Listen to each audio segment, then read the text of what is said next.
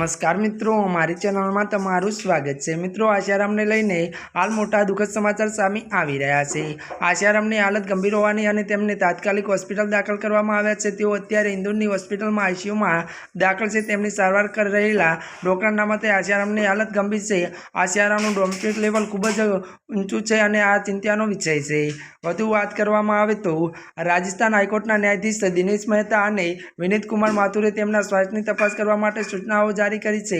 Court अमदावादनी सरकारी hospital में डॉक्टरे एक पेनल बनावानुं कह्युं छे। तेमां 2 कार्डियोलॉजिस्टोनो समावेश थशे। डॉक्टरनी आ टीम आशारामनी उल्लेखनीय रोगनी संपूर्ण तपास करशे। मळती विगतो अनुसार वधु वात करवामां आवे तो त्यारे मित्रों आशारामनी त्यारे वती वकील शांत ओराडे कोर्टमां ताजेतरना मेडिकल रिपोर्ट रजू कर्या हता। अगाऊ गुजरात हाईकोर्ट पण आजे ज आधार पर आशारामना वचगाळाना जामीन 29 ऑगस्ट सुधी लंबावी दीधा हता।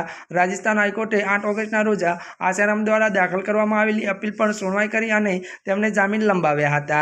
त्यारे मित्रों आजना माटे बस आटલું જ। अमारी चेनलमां मित्रों जो तमे नवा होय तो अमारी चेनलने मित्रों तमे लाइक शेर अने सब्सक्राइब करी देजो। धन्यवाद।